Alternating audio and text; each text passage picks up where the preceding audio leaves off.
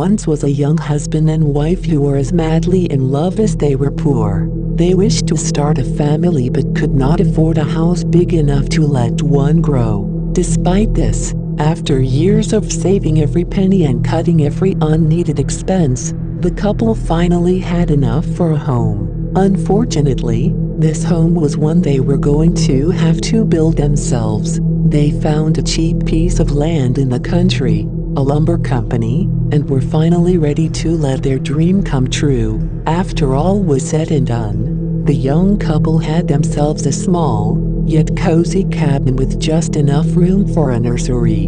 Along with this, the couple had welcomed the lifestyle of the country, with the husband taking up hunting and the wife becoming the house caretaker while also carrying their first child. But as the months went on, the wife began to suspect that their house was not fit for a child. While this seemed a simple thought, the wife could not provide any reason for her to feel this way. The only way she could put this feeling into words was that the walls felt uneven, and the floors felt sunken. The wife would also complain the windows seemed fogged over no matter how hard she polished, and the dust never seemed to stay away even if she cleaned every day. With the birth of their first child approaching, the husband decided that he had enough of his wife's irrational fear and contacted the lumber company they had bought from. The husband explained through a series of phone calls that his wife believed that the supplies they were sold were damaged and that they would like for their home to be inspected. Almost immediately, the company obliged the couple and sent a representative to examine the house. Upon taking a look around, the representative could not find any signs of misconstruction or structural damage but did note that there was a strange feeling to the house. Similar to the husband's wife, the representative could not truly explain their feeling, with only being able to put it as the air felt thick, the shadows ever present, and as if every movement gave noise from the house. This response infuriated the husband, who demanded that he be given some solution to his wife's fear. The representative, out of pity, explained to the husband that there was a local doctor who treats strange cases like this and gave him a phone number to call.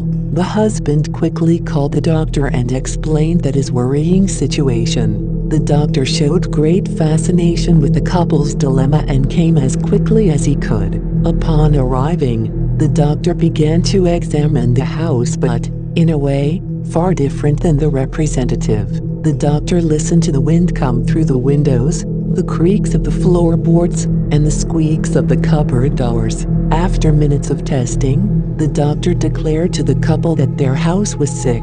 This confused the couple, with their worries only deepening. The doctor saw this concern and quickly explained that a new house is much like a baby. One must clean, care for, and nurse it.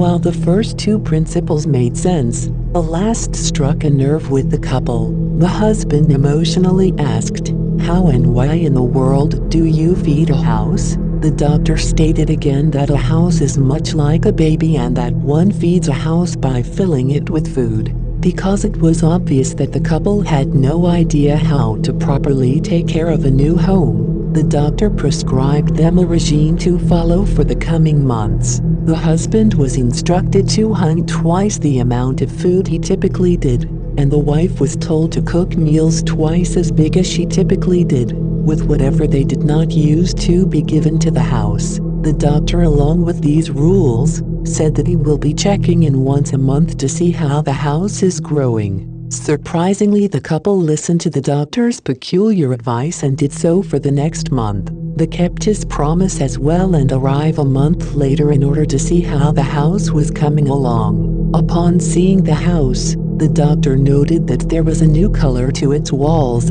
a brighter light through its windows, and that it almost seemed to have gotten bigger.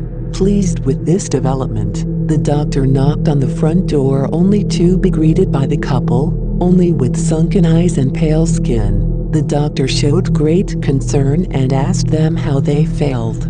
The husband explained that him and his wife had become exhausted over the last month due to long days of housework and restless nights. The doctor further asked why the couple was unable to sleep, to which the husband replied that the house bumps and cracks in the night, comparing it to the cries of growing pain. The husband also asked how much longer the house will grow, as his wife was expected to give birth soon. The doctor reassured the couple that at the rate the house is going, they should expect the house to stop growing within the next weeks, and that he would check in again to make sure everything went as expected.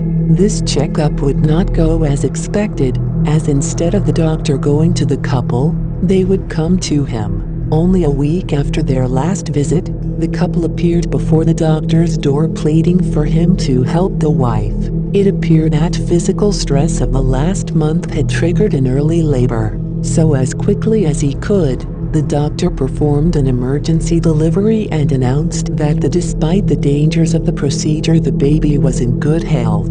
This news imbued the couple's dream of a family with hope once again. The doctor warned that the wife should stay in his care until she gains back her strength, but the couple insisted that they welcome their new child home as soon as possible and went about their way. Despite the previous untimely visit, the doctor decided to maintain his promise of seeing the house once again, even if he expected nothing to change. But upon seeing the house, the doctor was in utter shock at the building that stood before him. Where there was once a small, barely touring-room cabin, stood a massive, beautiful two-story house. Hesitantly, the doctor knocked at the door and was greeted by the husband, but something was extremely wrong. The once tired yet driven man that existed a few weeks ago had been replaced by a husk of his former self. The husband did not speak a word to the doctor, but rather looked him in the eyes with a stare that could only be taken as that of a corpse. The husband proceeded to silently lead the doctor into the house and into what appeared to be a makeshift nursery, then without a warning dropped to his knees and wept a strong, powerful cry. He then through broken words said, "We filled the house with food." The doctor walked over to the crib to only find that there was no sign of a baby. At that moment, the doctor realized that along with the baby there was no sign of the healing wife. He quickly ran through the halls and rooms of the house only to discover that the husband was the only other sign of life. But that thought was cut short by a feeling that he was being watched, but not by that of a peer but rather by a predator. The walls seemed as if they were going to crush him into dust, and the floor felt as if it was going to eat him alive. Without hesitation, the doctor ran out of the house and as far away as his legs could take him. He would never return to that house, and he would never hear of the husband ever again. It is said that the house was left to crumble in the country, or perhaps it still waits for another family to call it home.